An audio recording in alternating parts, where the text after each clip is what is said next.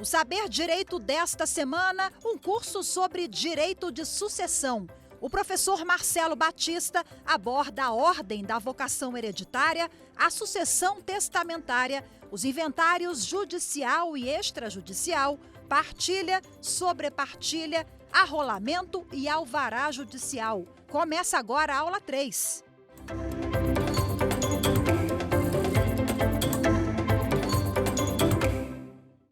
Olá, sejam todos bem-vindos, todas bem-vindas para a nossa terceira aula do tema Direito das Sucessões.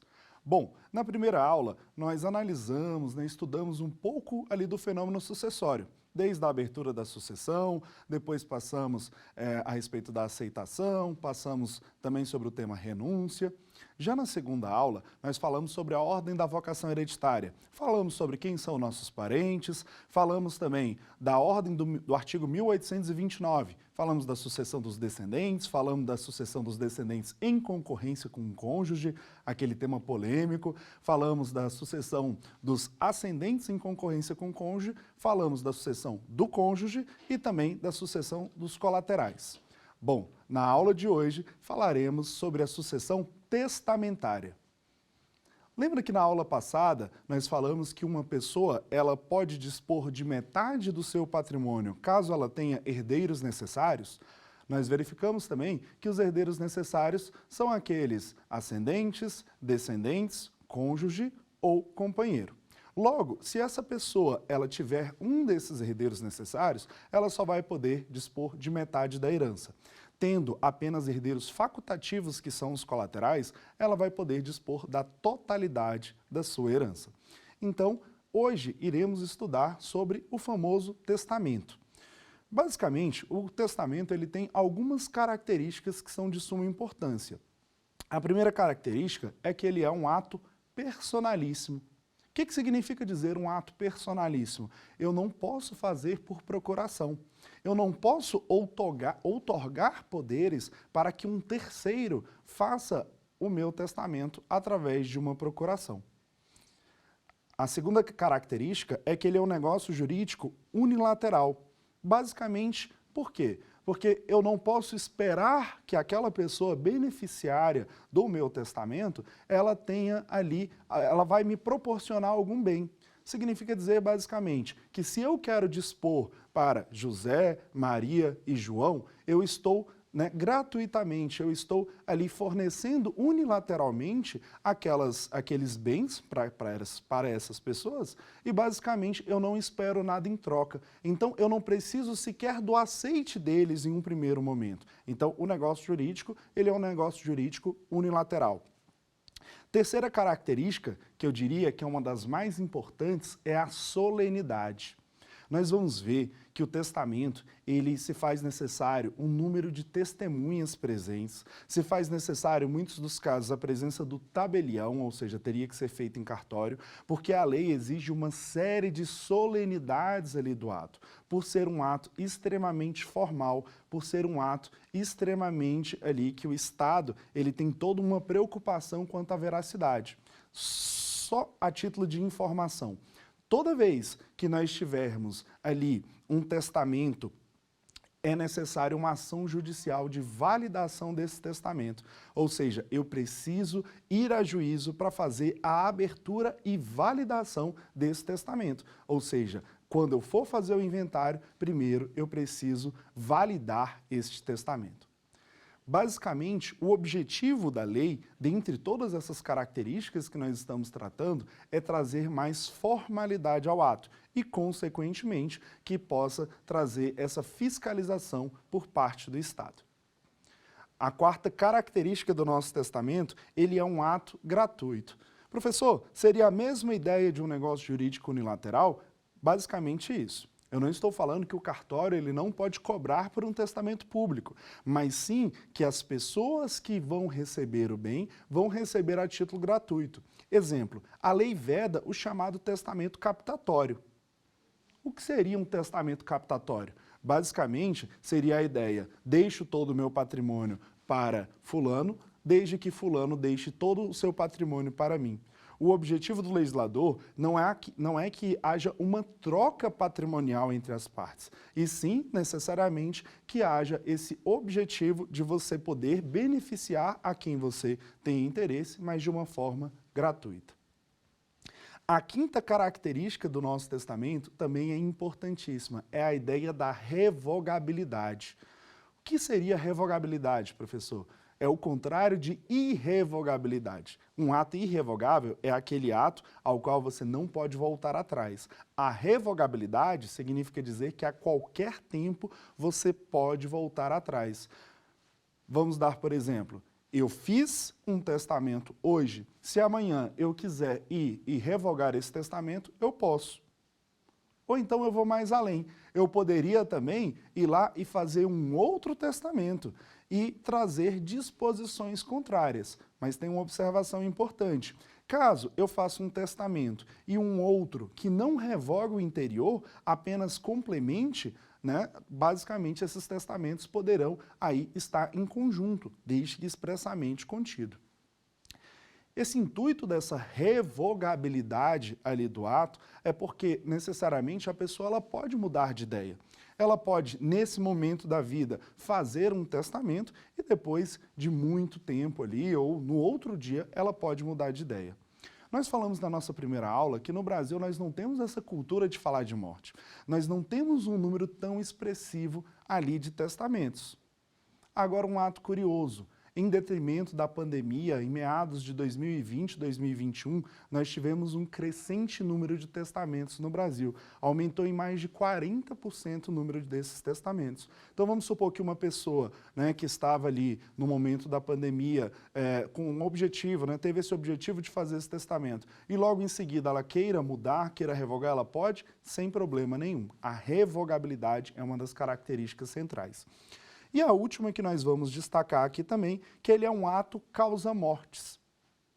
Basicamente, ser um ato causa-mortis significa dizer o quê? Ele é um documento feito em vida, mas que ele só tem validade para depois da morte. Em resumo, enquanto a pessoa estiver em vida, aquele documento ali, ele não tem validade alguma. Ele só passa a ter validade no mundo jurídico post-mortem, ou seja, no momento da morte. Tem uma pergunta interessante. Vamos lá. Qual o limite de idade que uma pessoa pode ali fazer um testamento? Não existe limite de idade. Em resumo, significa dizer o quê?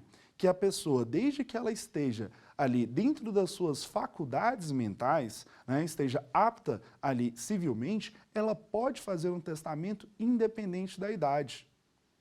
Na advocacia, eu já me deparei com uma senhora de 102 anos que quis fazer o seu testamento. Olha que interessante. Então não é meramente o fato da idade que vai ali trazer a impossibilidade da pessoa para que ela possa fazer o seu testamento, a sua disposição de última vontade.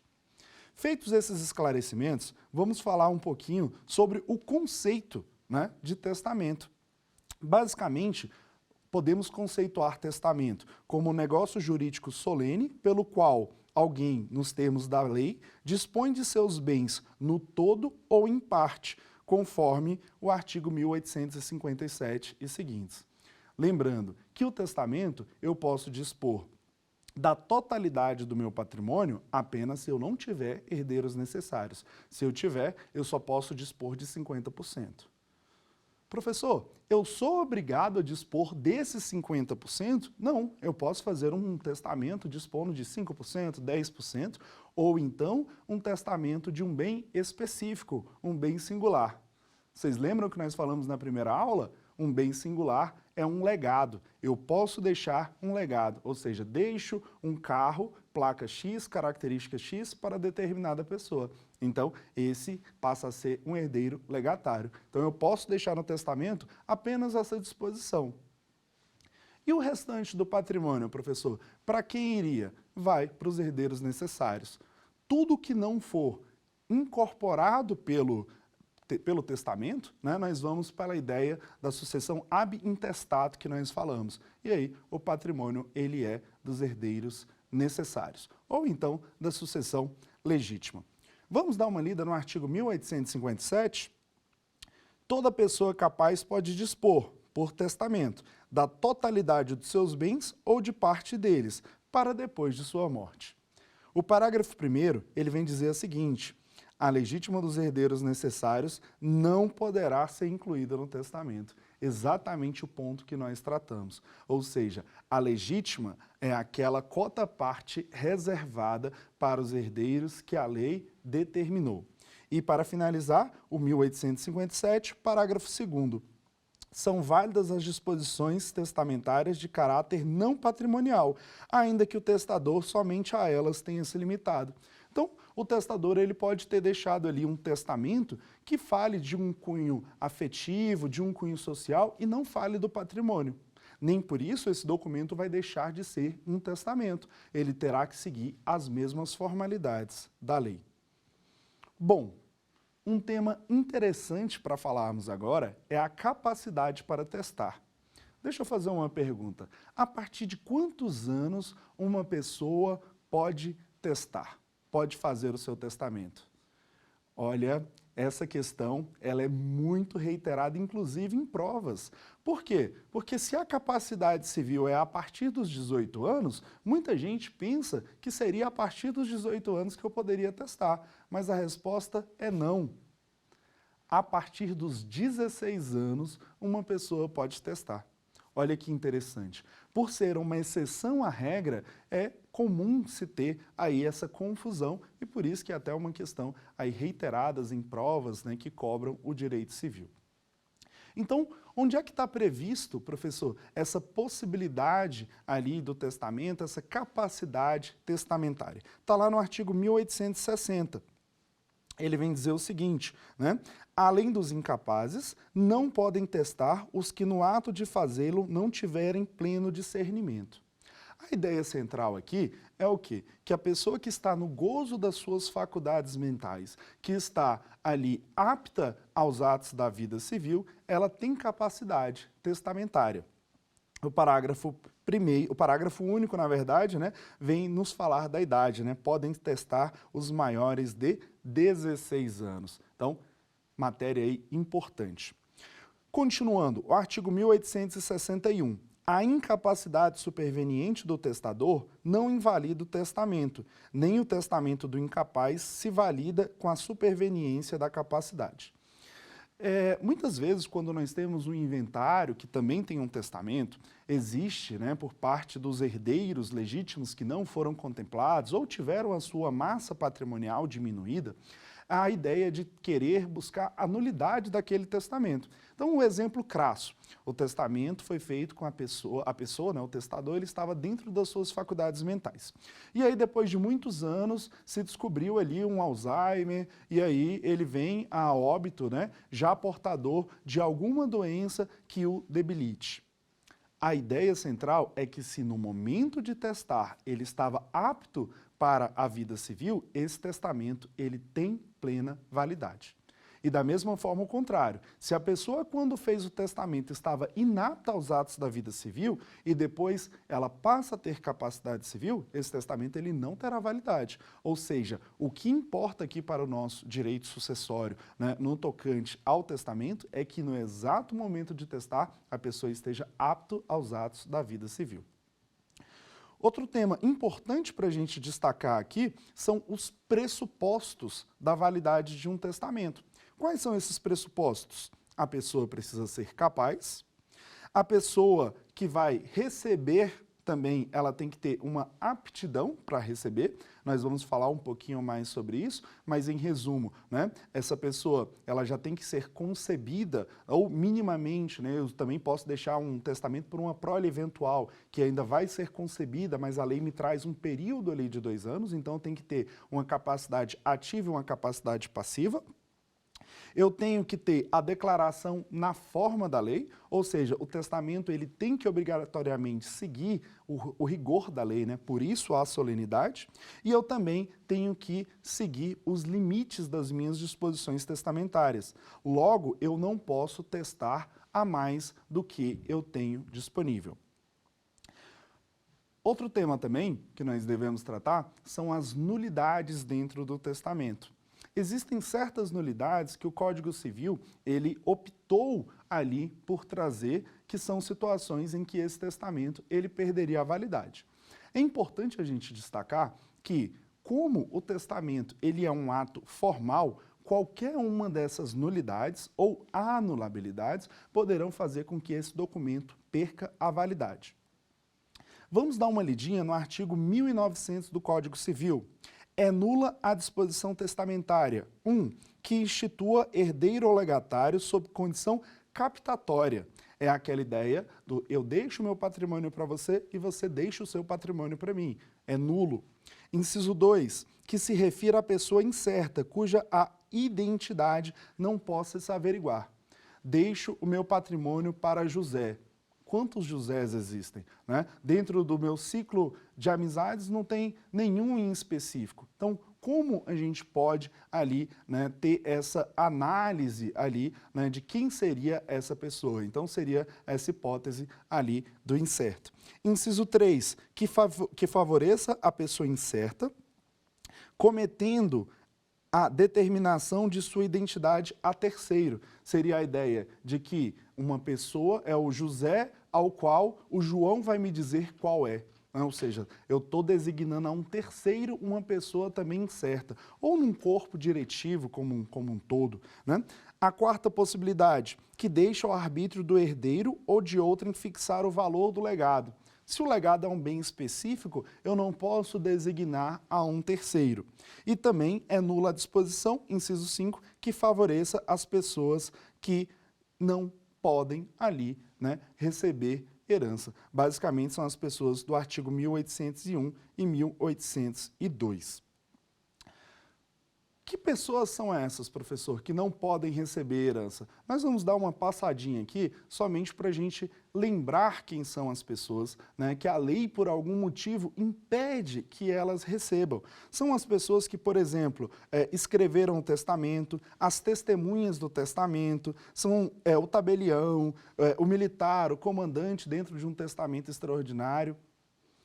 Em resumo, o que a lei quis fazer? Ela quis impedir que qualquer pessoa tire proveito ali de um testamento. Vou dar um exemplo aqui.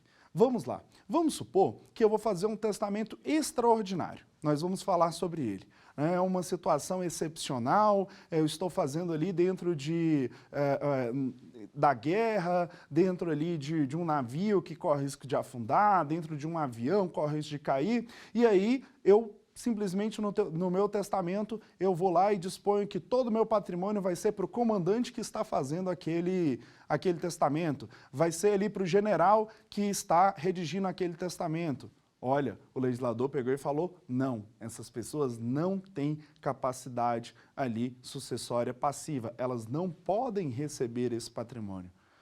Basicamente, as testemunhas também são pessoas que seriam suspeitas, né? Eu sou testemunha dentro de um testamento e sou herdeiro, o legislador optou por vedar essa possibilidade e, consequentemente, ali, né, trazer que o testamento ele deve favorecer pessoas que não estejam nesse ciclo ali de tabelião, de pessoas, né, que estão ali aptas a escrever esse testamento e testemunhas, para garantir, né, de todas as formas que aquele documento chamado disposição de última vontade realmente tenha validade e de forma alguma tenha influência de terceiros. Nós vamos ver como a lei foi formal nesse ponto.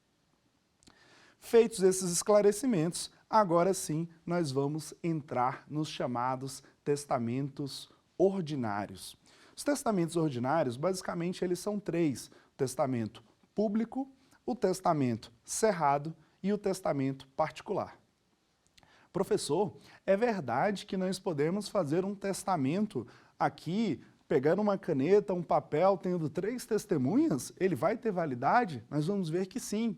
Nós vamos ver que existem situações excepcionais que o juiz pode validar o testamento até sem a presença de testemunhas.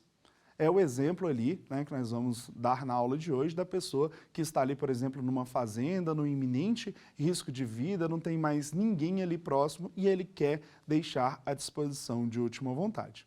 Mas nós vamos do mais formal até o mais, entre aspas, informal. Vamos começar sobre o testamento mais comum, aquele que tem a fama de mais resguardar o interesse das partes, o chamado testamento público. Vamos lá.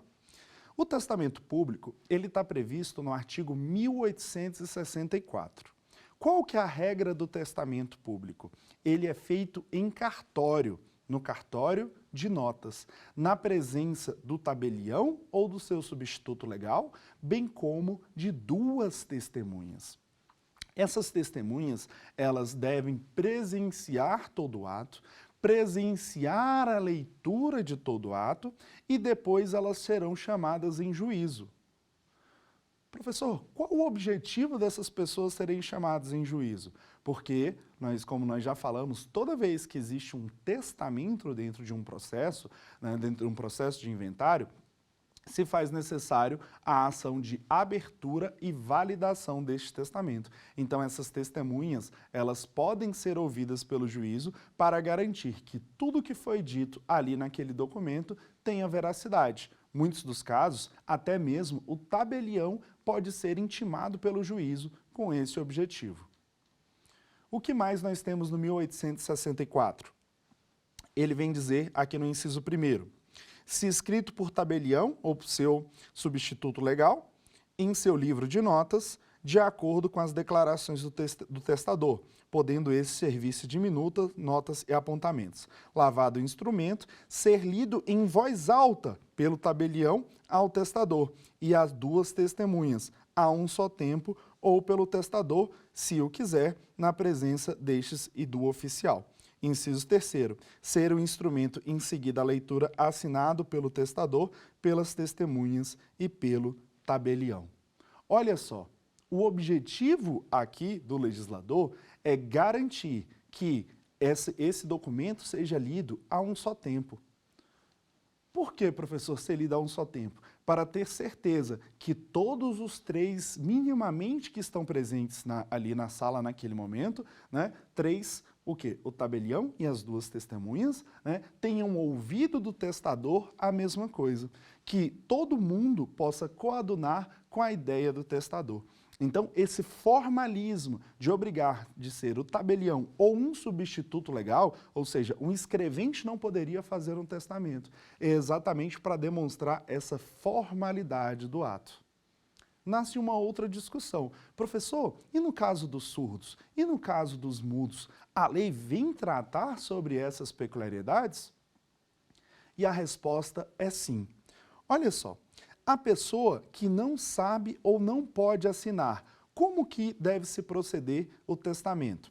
Artigo 1865.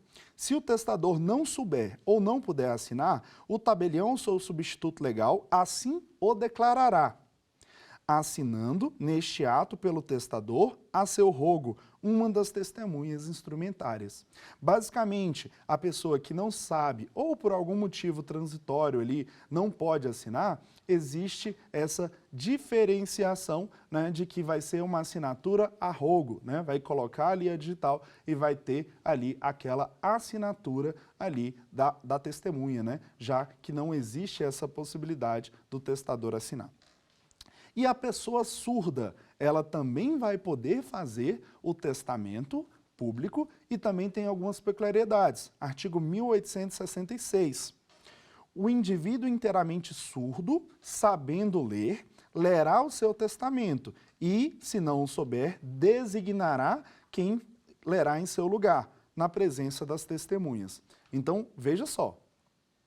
Nesse caso, nós estamos falando que a pessoa, né, deficiente auditiva, ela vai poder testar sim, mas ela vai fazer a leitura em voz alta ou, caso ela não saiba ou não possa, ela vai designar que um terceiro faça. Qual é o objetivo, professor? É exatamente resguardar que tudo que está ali foi o que está disposto, né, ali dentro da disposição de última vontade. Agora, uma questão importantíssima, que por vezes é uma questão recorrente em provas, é a pessoa cega, a pessoa portadora de deficiência visual. Olha só o que diz o artigo 1867. Ao cego só se permite o testamento público. Professor, é alguma forma de preconceito? Não, jamais. O legislador, ele quer ter a certeza absoluta que aquela pessoa realmente está dispondo ali da forma, né, que ela tem o interesse de deixar aquele seu patrimônio. Por isso que na presença do tabelião. E aí, o legislador ainda complementa que lhe será lida em voz alta 2 vezes. Professor, seria o caso de uma nulidade, caso não tenha sido lido? Certamente. Por quê? Porque a lei traz esse formalismo ali para essa situação. E aí o legislador ainda complementa.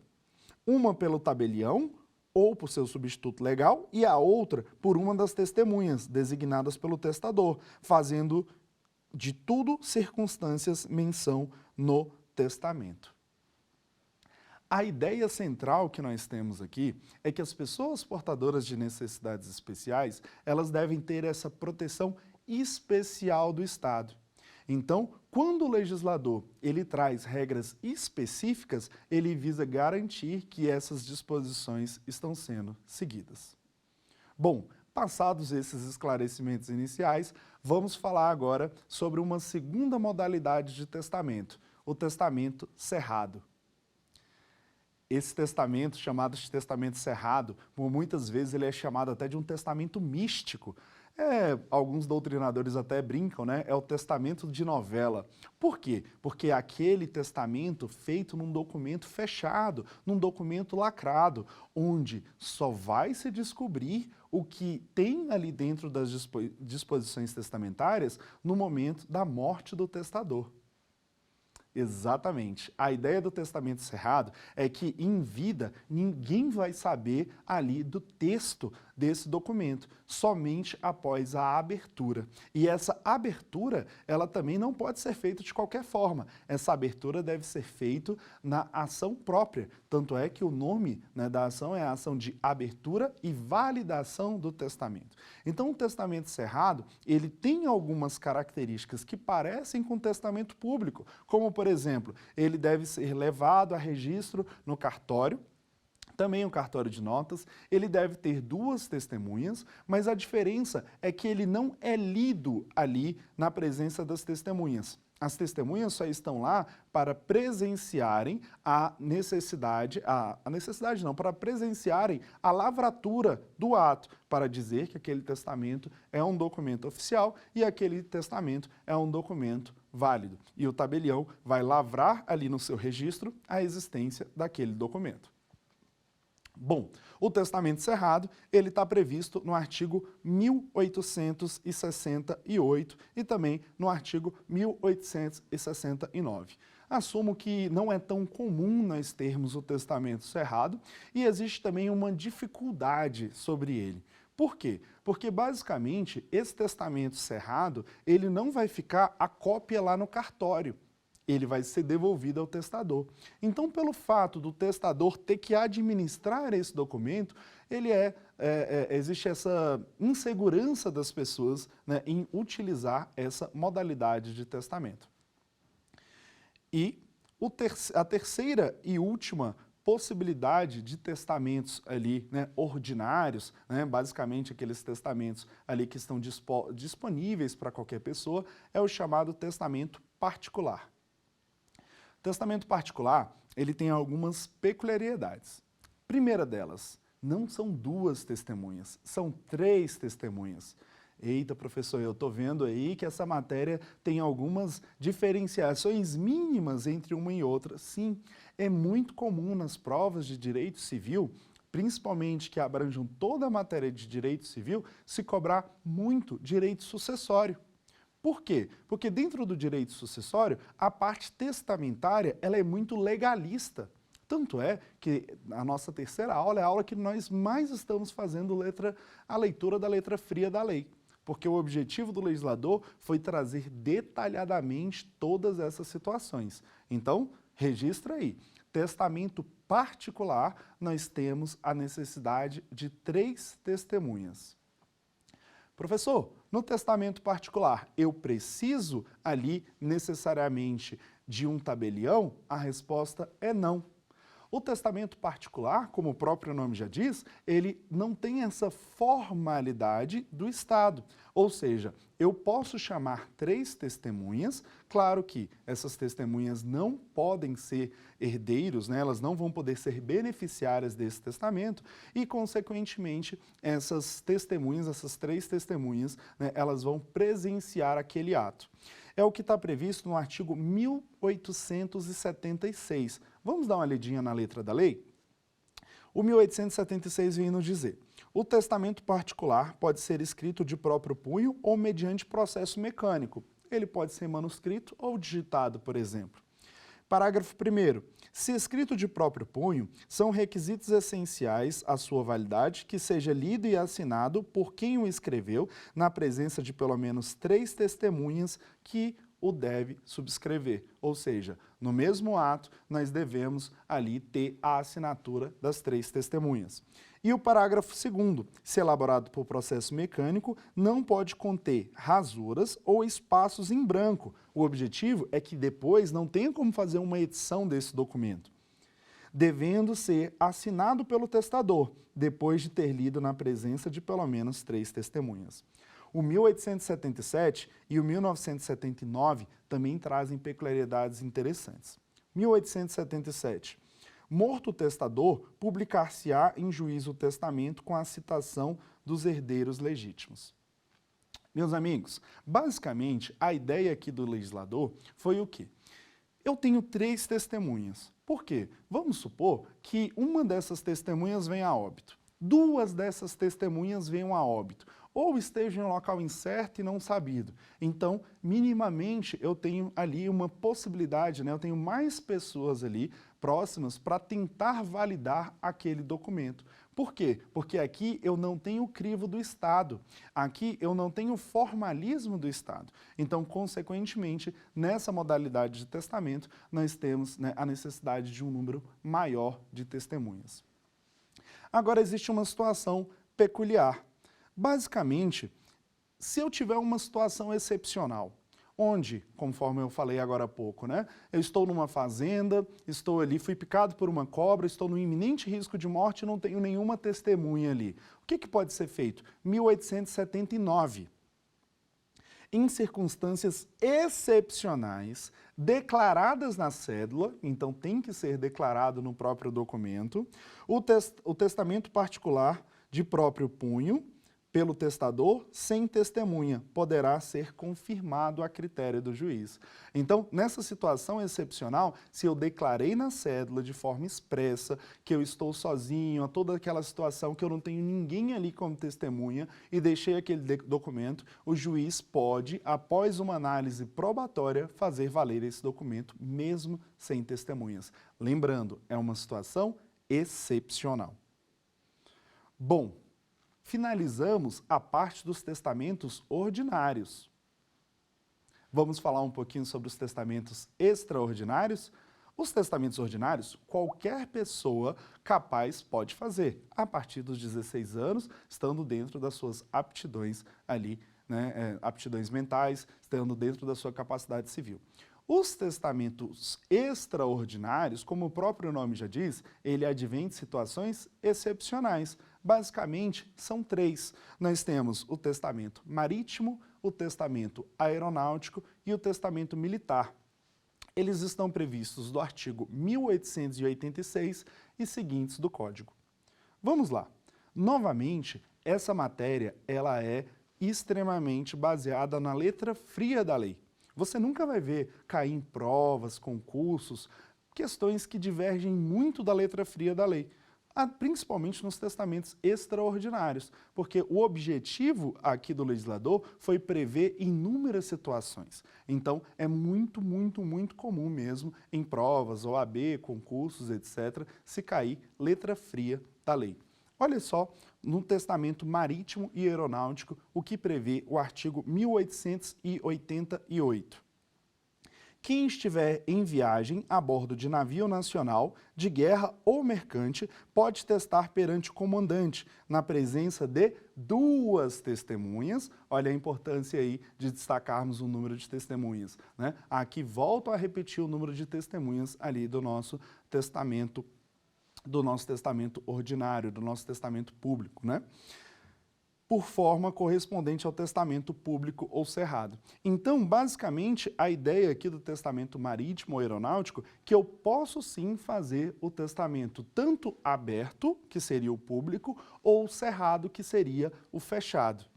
O artigo 1889, ele fala também, dando complementação, né, sobre o marítimo. Quem estiver em viagem a bordo de aeronave militar ou comercial pode testar perante a pessoa designada pelo comandante, observado os dispostos no artigo antecedente.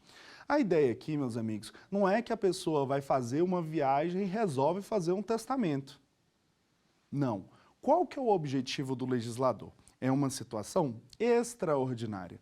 Exemplo, eu estou ali numa viagem, pode ser uma viagem comercial mesmo, e necessariamente eu tive um ataque cardíaco, estou prestes a ter um ataque cardíaco, eu estou numa situação ali que pode ser que eu não tenha tempo de pousar, chegar, ir até um cartório e fazer um testamento ordinário. Então, ela é uma situação extraordinária, onde eu vou substituir a figura de um tabelião pelo comandante da embarcação, pelo comandante da aeronave, ou então por uma pessoa ao qual ele vai designar. Lembrando que nessas 2 hipóteses, esse testamento ele pode ser da forma pública, ou seja, aberto, ou pode ser da forma cerrada. O artigo 1891, ele vem falar dessa urgência. Caducará o testamento marítimo ou aeronáutico se o testador não morrer na viagem, nem nos 90 dias subsequentes ao de seu desembarque em terra, onde possa fazer de forma outro testamento. Conforme nós falamos, são situações excepcionais da vida. A pessoa está ali num cruzeiro, está ali numa viagem, está ali, por exemplo, né, no período da pandemia, nós tivemos ali alguns cruzeiros que ficaram, por um determinado tempo, impossibilitados de atracar em qualquer porto nacional ou internacional devido à quantidade de pessoas contaminadas ali pelo Covid-19, então seria um exemplo ali da pessoa chegar, fazer o testamento perante a autoridade marítima ali, a autoridade aqui, dali daquela embarcação. Agora, caso ela não viesse a óbito, necessariamente após ela retornar, né, após esse período ali, ela tem um período de 90 dias para fazer o seu testamento ordinário. Ou seja, esse testamento só teria validade dentro desse prazo pré-estabelecido pela lei. E o último testamento que nós vamos falar é o chamado testamento militar. Esse sim é um testamento específico para uma pessoa, um brasileiro que esteja na guerra. Olha só o que o legislador vem dizer, artigo 1893. O testamento dos militares e demais pessoas a serviço das Forças Armadas, então é uma situação extremamente específica ali, onde poderá ocorrer essa modalidade de testamento, dentro do país ou fora dele, assim como em praça sitiada ou que esteja de comunicação interrompidas, poderá fornecer-se, não havendo tabelião ou seu substituto legal, ante 2 ou 3 testemunhas, se o testador não puder ou não souber assinar, caso em que assinará por ele uma delas. Basicamente aqui, a gente tem uma peculiaridade, essa questão das testemunhas que a gente sempre está batendo nessa tecla. Eu terei a necessidade de 2 testemunhas para testar ali em um caso de guerra, em caso de praça sitiada, em caso de uma interrupção de comunicação. Agora, se essa pessoa está, por exemplo, ferida, está impossibilitada ali de assinar, eu tenho a necessidade das 3 testemunhas. Novamente, o objetivo do legislador é que a pessoa tenha essa oportunidade de fazer essa disposição de última vontade e, consequentemente, independente da situação que ela esteja, o legislador tentou prever todas as situações ali possíveis. Ainda, dentro da análise aqui do texto legal, nós temos o artigo 1895, que ele vai falar da caducidade desse testamento. Caducará o testamento militar, desde que depois dele o testador esteja 90 dias seguintes em local onde possa testar de forma ordinária, salvo se esse testamento apresentar as sonalidades prescritas no parágrafo único do artigo antecedente. Basicamente, a ideia aqui do legislador é a mesma, ou seja, se a pessoa saiu da guerra, ela já está num local seguro e ela necessariamente pode ir até o cartório, pode tomar os atos ali, né, civis normalmente, esse testamento ele vai caducar. O objetivo dele ali é numa situação extraordinária. Bom, nós já vimos então os testamentos ordinários e os testamentos extraordinários. Para finalizarmos a aula de hoje, nós vamos falar um pouquinho da classificação das disposições testamentárias. O que nós podemos dispor dentro do testamento? Primeiro, as disposições testamentárias, elas podem ser de várias formas. Exemplo, eu posso fazer uma disposição testamentária chamada pura e simples. Deixo 20% do meu patrimônio para José. Basicamente, o que vai ser analisado é que no momento do meu óbito, quando for verificado a minha massa patrimonial, eu retiro 20% do meu patrimônio e designo ali para o José. Nós vimos na primeira aula que eu posso ser chamado à sucessão a 3 títulos. Vocês lembram? Eu posso ser um herdeiro legal, né, herdeiro legítimo, que é aquele em detrimento da lei, ordem da vocação hereditária. Eu posso ser chamado a título plural, né, o herdeiro testamentário, que é o exemplo dos deixo 20%, e eu posso ser chamado também como o herdeiro testamentário a título singular, que é o famoso legado, que é a ideia do bem específico. Então, para ser pura e simples, basicamente, o que nós temos é uma disposição testamentária que não coloca nenhuma condição ou termo. Dentro dessa classificação, eu também posso colocar condicionantes. Meu amigo, o testador, ele pode fazer inúmeras condições ali para que os herdeiros testamentários recebam aquele patrimônio. Vou dar um exemplo aqui bem interessante. Eu posso colocar uma seguinte disposição testamentária. Deixo o veículo X para o meu filho, desde que ele passe na Universidade de Medicina.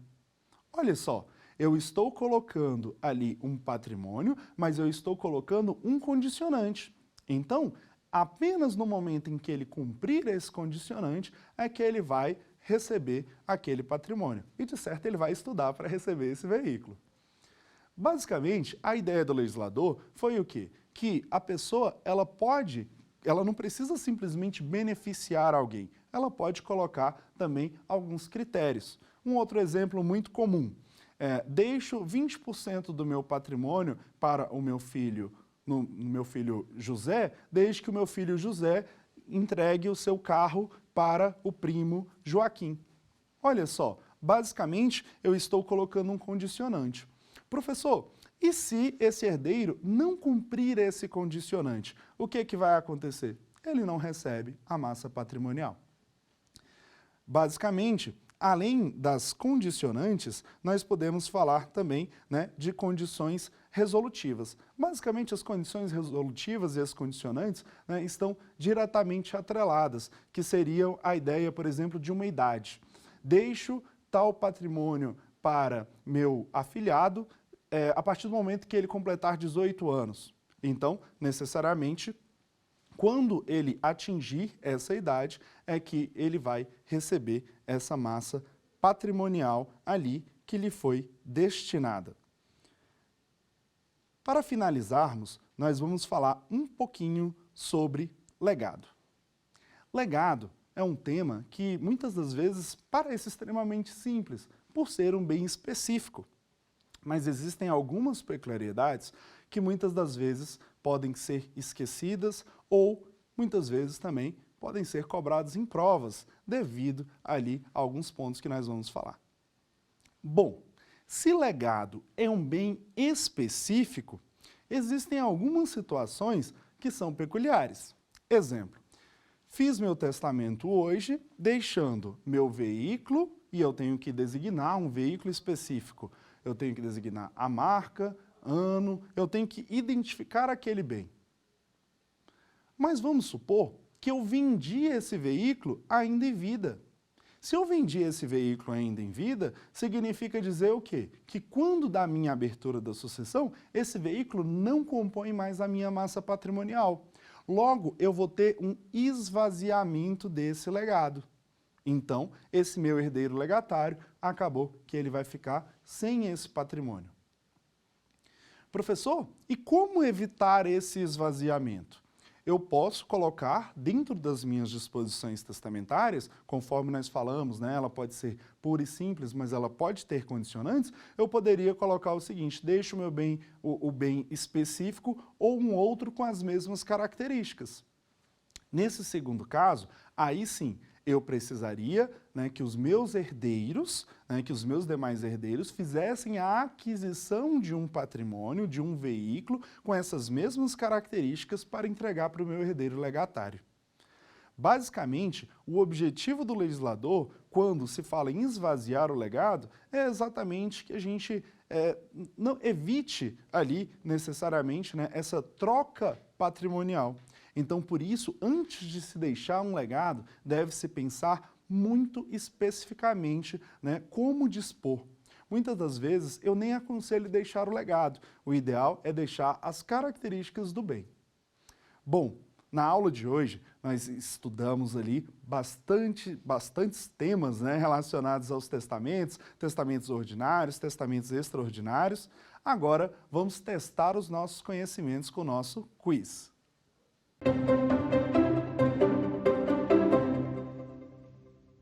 Primeira pergunta. São testamentos ordinários, exceto letra A, o público, letra B, o cerrado, letra C, o particular, letra D, o marítimo. A resposta certa é a letra D. Basicamente, o testamento marítimo, dentro dessas opções, é o único dos testamentos aqui que não é um testamento ordinário, por ele ser um testamento extraordinário, que só ocorre em situações excepcionais. Vamos para a nossa segunda pergunta? São requisitos essenciais do testamento público. Letra A. Ser escrito por tabelião ou por seu substituto legal em seu livro de notas. Letra B. Ser lido em voz alta pelo tabelião ao testador e a uma testemunha. Letra C. Quando celebrado na presença de 3 testemunhas, é dispensado a presença do tabelião. Letra D. Não poderá dispor de bens imóveis, apenas bens de pouca monta. Bom, a resposta certa é a letra A. Nós precisamos lembrar que no testamento público eu preciso da presença do tabelião. Ela não pode ser dispensada e necessariamente o objetivo aqui da lei é trazer uma maior garantia. Por isso que, por exemplo, a pessoa portadora de deficiência visual só pode fazer o testamento público. Vamos para a nossa última perguntinha do quiz?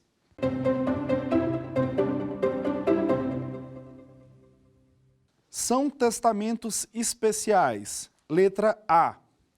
O militar, o cerrado e o particular. Letra B. O cerrado, o marítimo e o militar. Letra C. O cerrado, o aeronáutico e o particular. Letra D. O marítimo, o aeronáutico e o militar. Bom, conforme nós vimos, os testamentos especiais são aqueles testamentos que só podem ser realizados em situações excepcionais. Logo, a resposta é a letra D. Basicamente, todas as outras modalidades, né, que nós estudamos, os testamentos ordinários, eles podem ali ser realizados, né, de outras formas. Bom, chegamos na metade do nosso curso. Na primeira aula, nós fizemos ali toda aquela análise do fenômeno sucessório. Nós analisamos desde um contexto histórico, analisamos também toda uma análise do fenômeno morte. morte real, morte presumida. Quando é a abertura da sucessão? Falamos do princípio da Saizine, que no Brasil a sucessão se abre no exato momento da morte.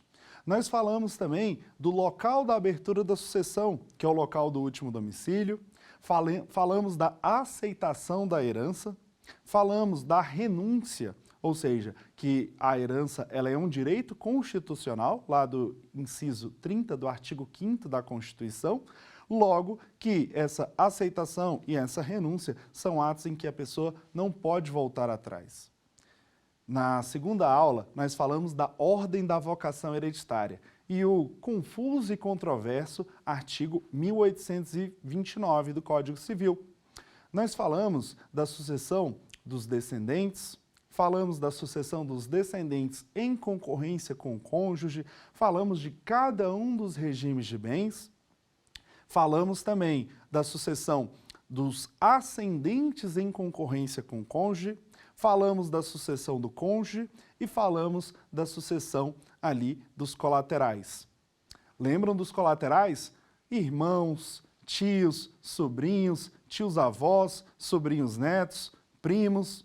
Basicamente, nós verificamos todas aquelas pessoas que a lei presumiu que nós tínhamos interesse em deixar uma massa patrimonial e, consequentemente, dentro dessa massa patrimonial, o legislador, né, fez a disposição chamada Ordem de Vocação Hereditária.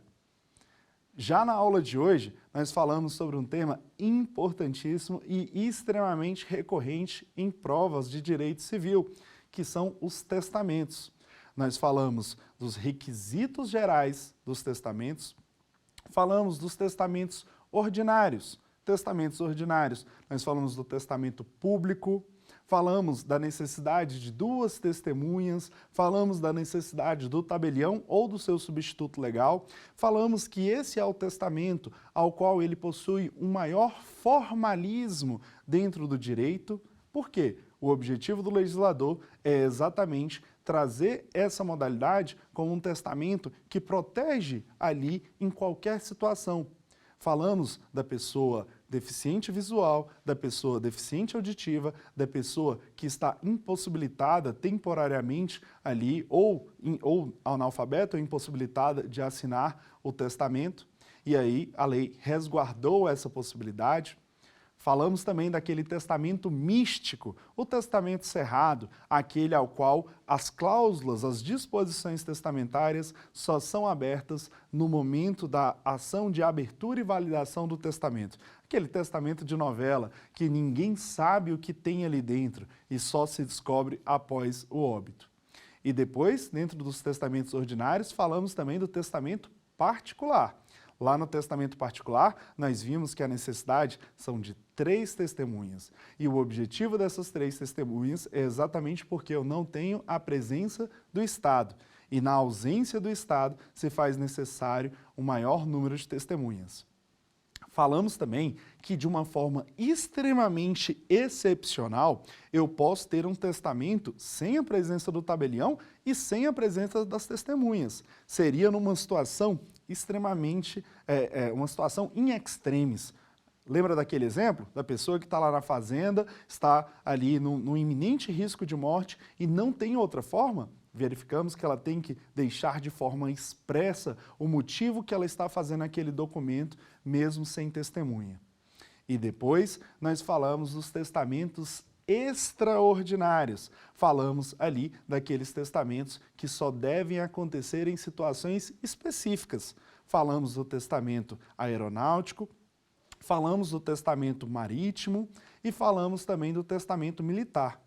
Também são testamentos que são em situações extremamente excepcionais, ao qual a pessoa ela só pode realizar esse testamento se estiver numa situação exatamente conforme prevista em lei.